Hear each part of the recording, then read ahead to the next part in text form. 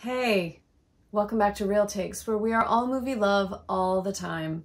I'm Stott, and tonight we are talking about the 2016 film Moonlight, directed by Barry Jenkins, starring Mahershala Ali, Naomi Harris, Andre Holland, Janelle Monáe, and then three people playing the star character at different phases of their lives, the character's life: Alex Hibbert, Trevante Rhodes, I'm not doing this in order, Ashton Sanders. So Alex Hibbert plays the child, Ashton Sanders plays the teenager, and Trevante Rhodes plays the 20-something version of Chiron.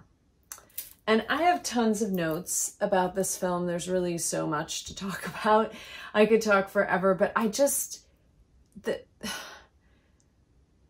this film is so powerful and so moving, and I was deeply affected by it when I saw it, and it made me want to just sit quietly with myself for a long time. And I'm a talker, obviously. I'm here talking to you on YouTube, but when a piece of art of any medium, and a film in particular, makes me want to just stay quiet within myself, for me that's kind of like the highest manifestation of cinema or art. And I really believe this film is one of those films that like fulfills cinema's potential on every level in terms of, you know, artistic integrity, emotional impact, using every element of filmmaking to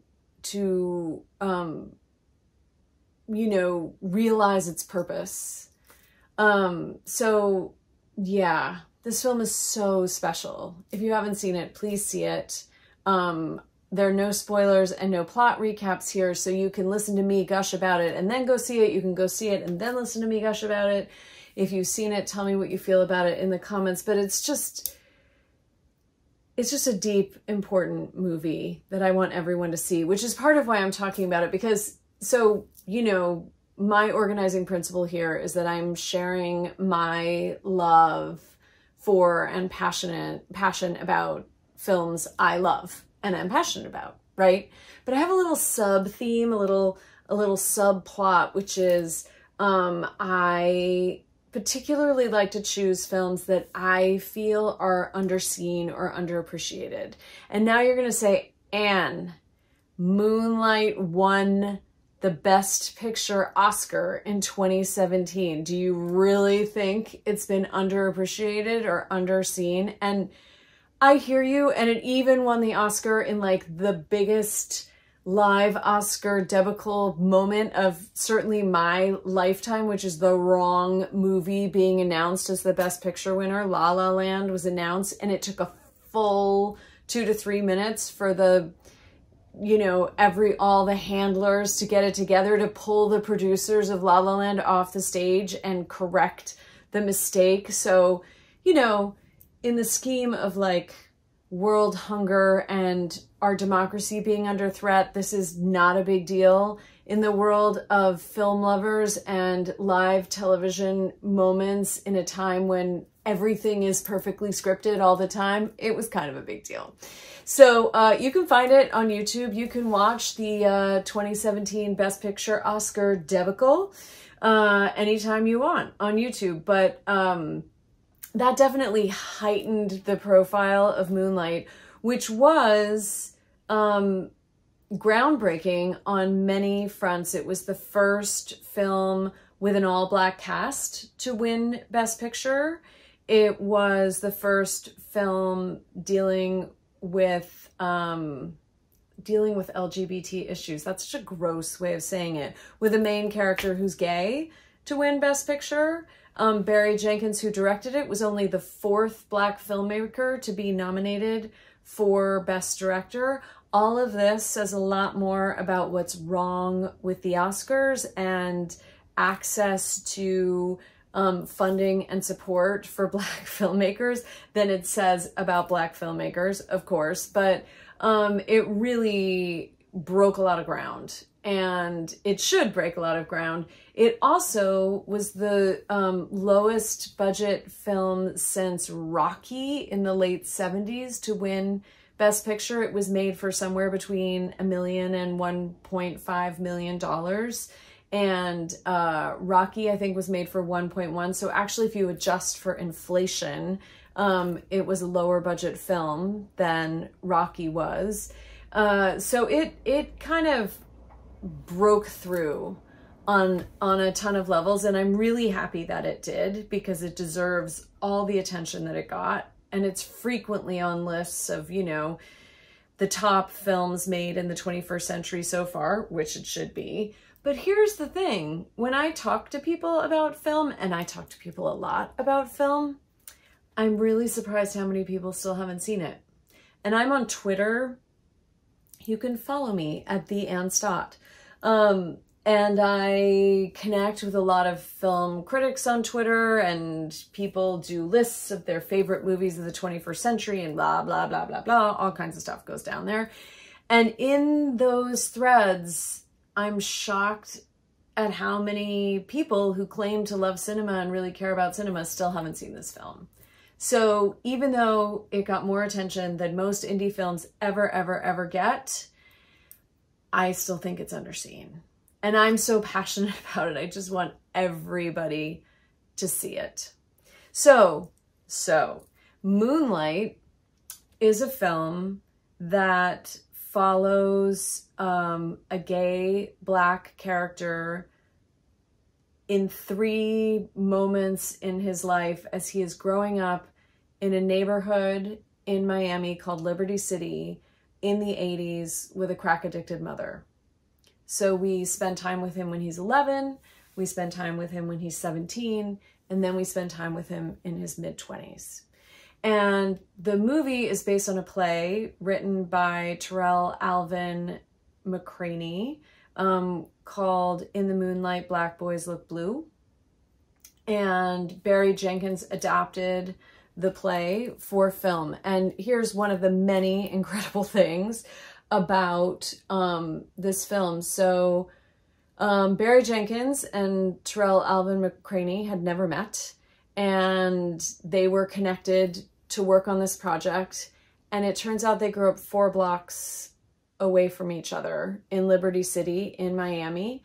And Barry Jenkins could relate to many of the things that Terrell Alvin McCraney had written about, because Barry Jenkins grew up in Liberty City in Miami with a drug-addicted mother. So there was a lot of synchronicity going on there when they were connected, and Barry Jenkins ended up putting a lot of his own personal experience in the film. And he has said in interviews that it got to this point on the set where it'd be like, is that my memory or your memory? Like it all got blended together, and they filmed in the neighborhood where they both grew up and where the story is set. And that was really important to Barry Jenkins and everyone making the film, because Barry Jenkins has talked about the sort of surreal experience of growing up in this place where there's physical beauty all around you, the ocean, the sky, the sun, and then when he was growing up, a lot of painful, dark experiences. He said it was an awesome neighborhood where a lot of dark stuff happened. And he said that there sometimes was even like a cruelty to the beauty, was the word he used, in relation to what he was living through as a child. And I find that so fascinating, because to me, that sort of sums up, there's something in that encapsulates who Barry Jenkins is as a filmmaker, which is that he has the courage to go very deeply into the emotional experience of whatever he's talking about, but he's, you know, said openly that his career is focused on, you know, centering Black stories, and in particular the pain and trauma of the Black experience in the United States so far. But doing it with all this cinematic beauty And the beauty doesn't gloss over the pain. It helps us understand the pain somehow. I mean, you would think that those two things would be incongruous, but they're not. They work with each other in his filmmaking in a profound, profound way, and sort of both highlight whatever the emotional experience is, but also carry us through these really dark experiences at the same time. Barry Jenkins had only made one film, one feature film. When he made Moonlight, he made a film called Medicine for Melancholy, which is set in San Francisco. And this film, I think it's safe to say, changed his life and his career. And he has since made If Beale Street Could Talk, which is an adaptation of a James Baldwin novel. And then he just released the limited series this summer, The Underground Railroad, based on the Colson Whitehead book. And he has lots of other projects in the work. I'm looking forward to seeing all of them. He's one of my favorite filmmakers working today, because I feel that he uses everything about cinema to reach us emotionally and sensorially on every sense level. And then on top of that, or below that, or in the center of that, I feel like he infuses his projects with love. And that's a subjective experience. I don't know if other people feel that way about his work, but I feel Barry Jenkins loving his characters, loving the art of making cinema, loving, hopefully, the people around him he's working with. I don't know, but I feel love at the center of what he makes. And even in the midst of the harshest trauma and the most painful experience, some of the most painful experiences I've ever seen depicted on film, not necessarily in Moonlight, particularly in The Underground Railroad. I don't understand how that happens. You know, we can't always quantify how an artist conveys who they are. We can do it to a certain extent, and then there's a mystery factor, right, that comes in, and there's something, I believe, about Barry Jenkins' essence and who he is that is conveying love in his work. And in particular, in this movie, he was really committed to showing everybody's humanity and kind of, you know, challenging maybe the sort of standard narrative about drug-infested Black neighborhoods in the United States. And, you know, he says that, you know, there's been a very simplistic Hollywood narrative about those experiences that was not his experience. And one of the things that happens in the movie, which happens very early on, is that one of the local drug dealers befriends Chiron, our main character, at the start of the movie. And Barry Jenkins has talked about, you know, yes, the drug dealers were dealing drugs, which was the thing that was, you know, destroying the neighborhood, but the drug dealers were also buying a bag of groceries for the woman whose husband had just died. And, you know, as he says in the audio commentary for this film, like, everything is gray. Everything is gray. Everybody's implicated. Everybody's human.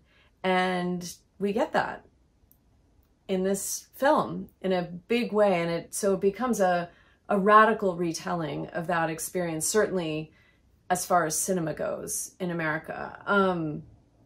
So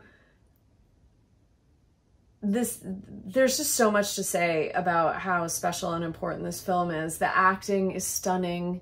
And Naomi Harris, who plays our main character's mother, shot her entire part in 3 days because she's British and there was some kind of visa issue. She had to do 3 different time periods, 3 different phases of drug addiction.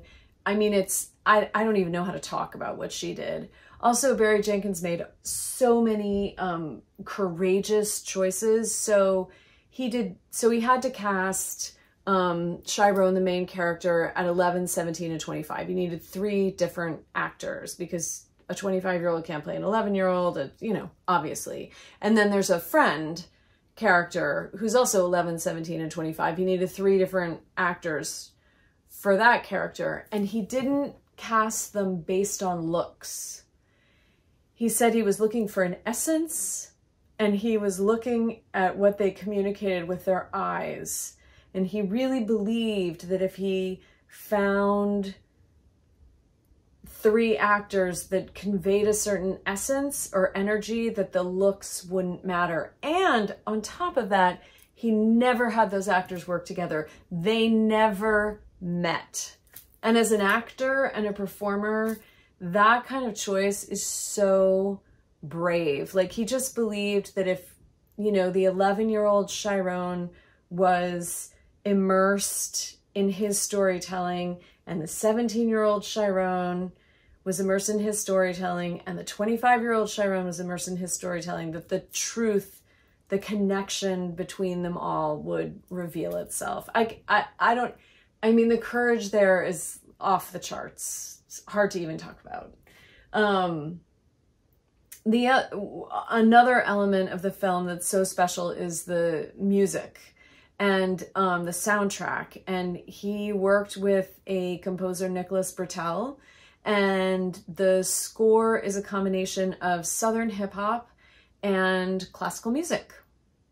And he had a lot of people questioning him about the classical music. Like, you're making a movie about the hood and you're putting classical music in it. And that was never a question for him. He just always knew that that was right. And then Nicholas Bertel used some like Southern hip hop production techniques on the classical music, and I'm forgetting the phrase now. I'm gonna write it in the comments. I feel so ashamed. I'm forgetting. Chop and screw, where you literally in production chop up the music and slow it down. And so they use that technique on the classical music, and it's a stunning soundtrack.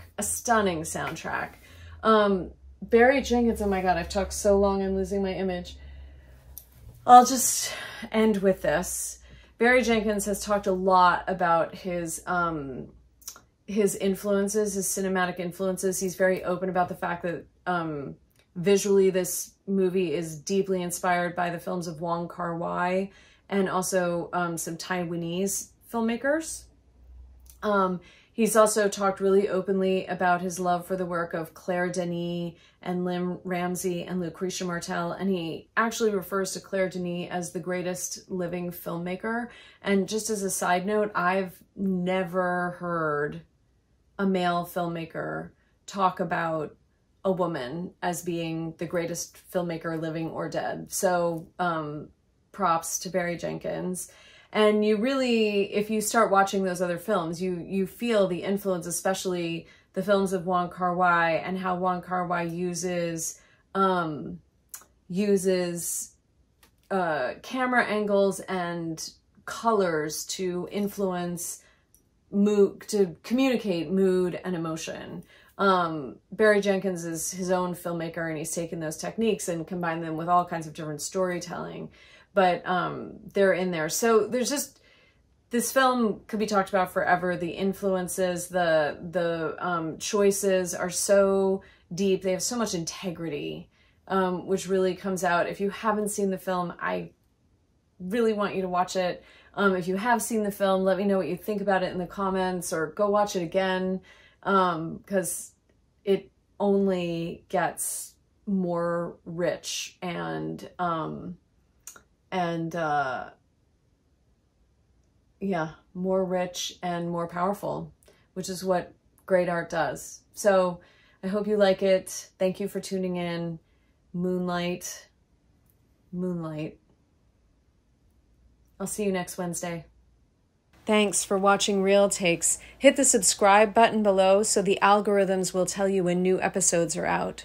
And if you want to support Real Takes, please visit my Patreon page where you can join at any tier from $2 to $100 per thing I make.